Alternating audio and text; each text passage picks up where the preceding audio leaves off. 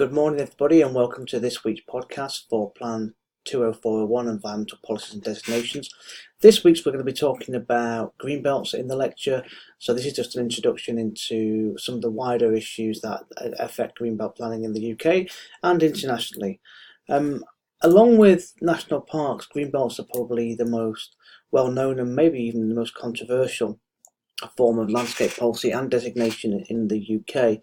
They have their specific aims and their particular objectives, and they seem to elicit very clear emotive responses to people, depending on who you are, where you're from, and whether you find them valuable or whether you find them a constraint to development. And those are the issues that we will discuss as part of this week's lecture. They're also innately political, and depending on which side of the spectrum you're on, you either love them or hate them.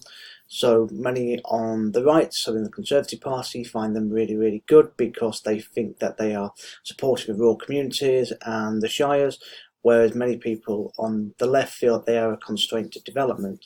And in reality, the argument is somewhere in between, that they can be both a positive and a negative. And a few things to think about before we start tomorrow is where these designations are, how big they are, and what kind of landscapes that they're located within. And there are a number of what we could consider to be myths surrounding green belts, which we will look at tomorrow, some of which is that nearly all the country in the UK is covered by green belt, a myth often promoted by developers, or comparably the CPOE say there aren't enough of it, that every major city has one, which is not true, that they're all the same size, again, not true, that they're all of the same value. And this issue about value is incredibly important because we have to think about whether people are talking about economics, whether they're talking about societal and cultural values, or whether they're talking about ecological values. And one of the main issues with green belts across the UK is there's a variability in where they are, what they're supposed to do, and what their physical composition is like. And because of this, we can start to look at green belts in a more nuanced way. And this is particularly important if we think about which cities may have them and which cities may not, and the differences between those things. So again, tomorrow we will go through why these places have different sizes and different designations. We'll also reflect on whether the 5 key purposes of green belts actually work. So do they check unrestricted sprawl out of built-up areas? Do they prevent neighbourhood towns from merging into each other? Do they assist in the safeguarding of the countryside from encroachment, and what that actually means? Is it encroachment by housing, by industrial development, by infrastructure development, or other forms of investment? Do they preserve the character and setting of historic towns and the countryside? And what does that actually mean? Do we have a view of what the special character of the British countryside should be? And do they aid in urban regeneration by encouraging the recycling of derelict and other urban lands? So brownfield first sort of rhetorics.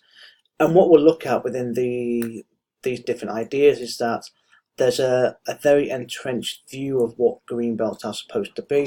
They're supposed to be that green girdle that some people might say, that keeps our urban form located in a specific place, rather than allowing the sort of more North American continual urban sprawl to occur. They actually provide a distinctiveness of place, that actually you can go from one town to another without it just all being one particular location. And they support a view of the British landscape which is natural, which is not man-made or not being undermined by development. And again, many people contest these views, so we'll talk about them quite extensively tomorrow. But think about whether or not you agree with these ideas, and if not, why not? And if so, how we can try and use examples to show whether they're good or bad.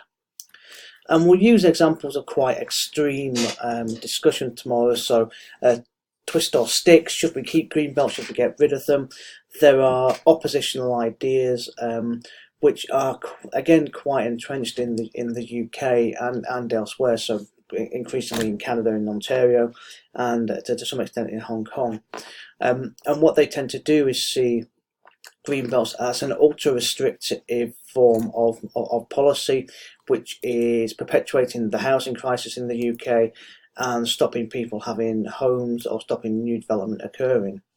Whereas if you're from the other side, in the more conservation or protectionist view, maybe the Campaign for the Protection of Rural England, so the CPRE, they view them as a must-have, that they are essential to the ongoing well-being of the UK and its populations, and that if we allow green belts to be built on, then it's the short end of the wedge, and eventually we'll get rid of all our environment and we'll have an environmental crisis. So within all these arguments there is some truth, within all these arguments there is some potential exaggeration, but what we do see is that the way in which green belts are discussed in policy, in practice, and through media kind of defines the way in which the arguments are presented. There is very little sort of negotiation or room for discussion. There's a little grey area within greenbelt discussions, and it is predominantly you either like them or you hate them, and this is why they're potentially very fascinating, because they're constantly evolving in terms of the way in which they're presented in policy and practice, but their meaning and their policy and their restrictiveness has stayed pretty stable since the late 1950s. So these are things that we'll talk about tomorrow. So we'll be talking about politics as usual. We'll be talking about policy structures and the way in which they do or don't allow development to occur.